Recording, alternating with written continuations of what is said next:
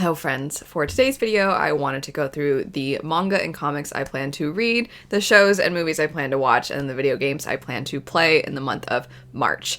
And if you have been keeping up with some of my recent videos, then this first thing I'm mentioning is probably something that you have heard me talk about already, but some friends of mine and I have decided that we think it would be really fun to do entire dedicated spoiler discussions for the Studio Ghibli films. And by the time this goes up, one of them might already actually be posted. The first one will be Nausicaa, and then we'll have Kiki's Delivery Service. And in March, the movie that we're going to be watching is Princess Mononoke.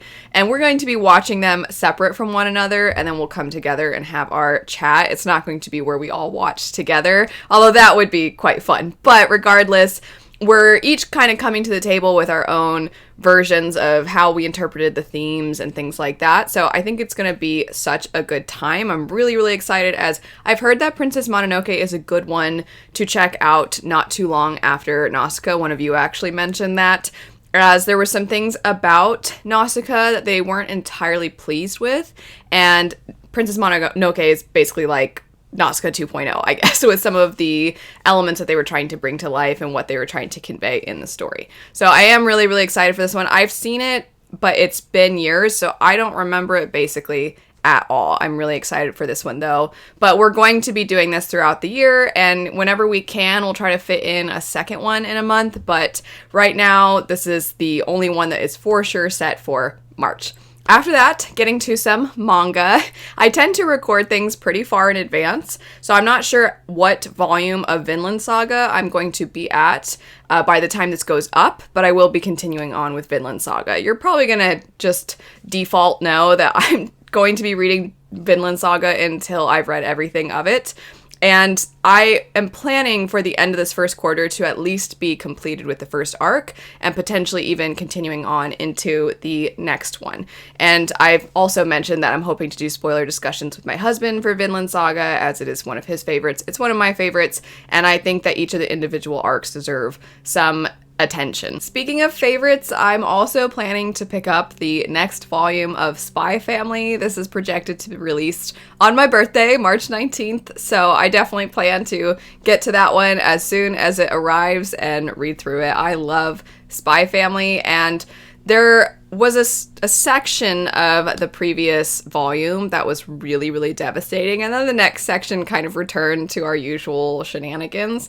And I don't really know what we're going to be doing in this next section, because it does seem like there's some push and pull. We get something that's a little bit more heartwarming, and then we get something absolutely absurd, and then we get hints of one of their pasts or something that's going on in present day, but that is somewhat secretive.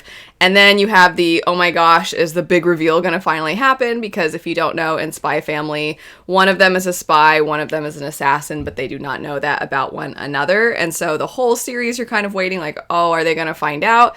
And you get all of these various things, I feel like, paced really well throughout the series. So I don't know what is in store for us with this next volume. Like, what's one of those pieces that we're gonna get in the next volume, or maybe a couple of those.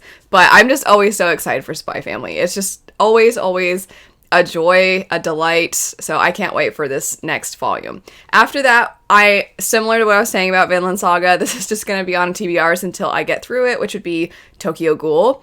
I'm going to try to finish the first 14 volumes of Tokyo Ghoul in March. I've already read some of the volumes, but the rest, in order to hit that 14 volume mark, I'm hoping to complete by the end of March, as I believe that is the end of the first part of Tokyo Ghoul. I either will take a break depending on how I feel at the end. If I like it enough, maybe I'll jump right into the next one, or maybe I'll dedicate some time to some of the other manga that I have on my TBR, but we'll see. I'm not quite sure what I'm going to do with that. I guess we'll tackle that when we get there.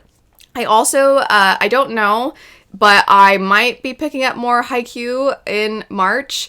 This is one where it really comes down to if I have the time. So that one may be something I pick up, but I might have to wait a little bit before getting to that. I also have requested from my library more volumes of Saga, as I do want to continue on with that as well. But that's just a matter of when it's available for me to pick up. I've been trying to read things a lot more from the library, and comics are actually, they're very readily accessible, at least in my area, digitally.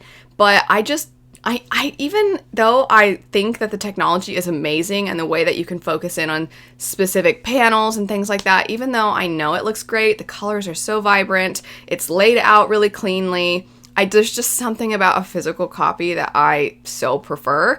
But with Saga, I don't want to run out and buy all the volumes because I don't know, even though I'm enjoying it so much now, I don't know how I'm going to feel later on down the road. So I don't want to drop all this money on the series only to then maybe not love it. Unless I find it at my used bookstore or something, which is what happened with the first deluxe edition. I found that used and I had store credit.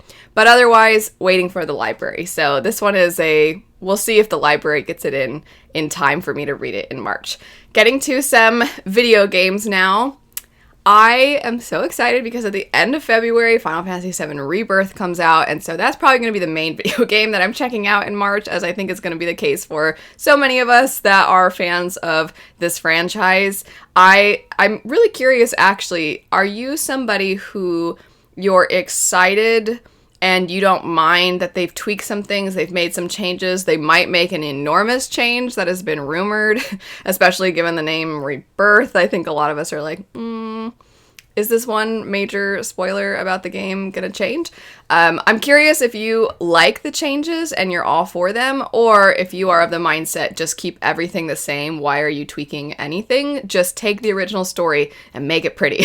And I don't know where I fall because currently we haven't really seen the end result. Maybe it'll turn out to be something I really like. I think I was really hesitant at first. I mean, playing the initial remake, I was like, wait a second, Sephiroth doesn't appear this quickly. And I'm like, what are all these weird ghost things? And I was like, is my memory bad? I do not remember a lot of this. And then I was, of course, going to the internet like, wait, what? And so many people were like, wait, and it, basically a shared experience. A lot of other people did not recall that being a thing. So they have tweaked quite a bit of stuff. Seems pretty standard for them to make it odd. As the person who's kind of in charge of it is somebody who also has their hands in Kingdom Hearts, which is notorious for being really out there at some point. It makes me a little nervous because Final Fantasy VII's plot is already so out there. I'm like, do we need to add additional weirdness? I don't know. And it's not that it's convoluted necessarily, but it's one of those, I don't want to say too much for anybody that has no experience with it. I think some people are very comfortable dropping spoilers for this game because they're like, oh, it's an old game, so it's fine. But I'm like, no, some people, they're coming to it for the first time through this remake, so I'm not going to spoil things. But I'm just going to say it's almost a psychological thriller and an epic fantasy in one. But because of those somewhat psychological thriller components to the story, when you play through a certain point, it sort of tweaks your entire view of everything you've learned up to that point. And then you're like, wait a sec, and then you're having to tweak everything in your mind, and you're having to replay everything in your head, like, okay, oh my gosh, so this thing, and if you know the full story, you know. And I have just been, like, waiting to see how that's going to play out, but then when they add all these additional things, I'm like, is this even going to make sense now? Anyway, I'm spending a lot of time talking about Final Fantasy VII. Also, if you are a fan of Final Fantasy and you're like me where you love to read as well, I did do a video where if you love Final Fantasy, here are some books to check out. So I'll have that linked. And then I've also done with my friend and my husband a Final Fantasy character tier ranking, going through some of the characters. This was pre-Final Fantasy 16, but if you are somebody who's a fan of the franchise, it's not going through all of them, it's just a select number of the games, then you might be interested in watching that. I have to say, if 16 was on the list, I'd be like, Clive goes to the top, Jill goes to the top, because I love those two, but alas, they were not on there. As far as video games besides Final Fantasy VII Rebirth, I might check out the remastered version of Persona, I believe it's Persona 3. A friend of mine is a huge fan of Persona 5, and they've been checking out Persona 3 now, and they've been really enjoying it so far, so I might check that out. I have no experience with any of the Persona games. If you have experience with them, which one's your favorite? I also am curious, just because we're talking about RPGs, for the Tales games, like Tales of Arise is the only Tales game I've played. What is your favorite Tales game? I know a lot of people have various different favorites, but I do want to come back to Tales of Arise, and then check out a lot of the other Tales games, and I would love to know your recommendations for those. And then as far as TV shows go, I think finally my friend Roger, who I've done a few discussion videos with on this channel, will be happy to know I plan to check out Vox Machina finally. Just because I already have so many other things on my list, I want to try to, if I'm going to check out a show, check out one that's lighthearted and fun and silly. And I've heard that that's basically what this is. So I hope to get around to this one in March. I hope I really, really enjoy it. And then there's one other thing. Speaking of Final Fantasy, I finally came away from that and now I'm coming back to it. I might be picking Final Fantasy 16 back up. There are 2 DLCs, and one of them is projected to be released in spring, but there's not a set release date, so I don't know when that's going to happen.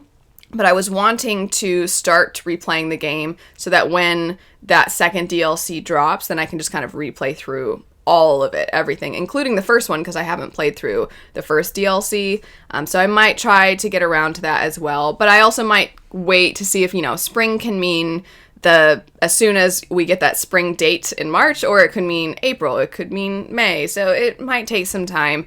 So this one is kind of just a possibility. I just want to say really quick, I also definitely intend to keep watching Avatar: The Last Airbender because I've really enjoyed it so far, and I'll not only be watching more of this, but definitely making more content around it as well. Anyway, that's it for some things that I'm hoping to check out in March. So if you're interested in any of these things, be on the lookout, as I'll likely be talking about them more in depth, either in vlogs or in discussion videos. But let me know, what are you planning to get around to in March? I hope you have a great rest of your day, and I'll see you all later.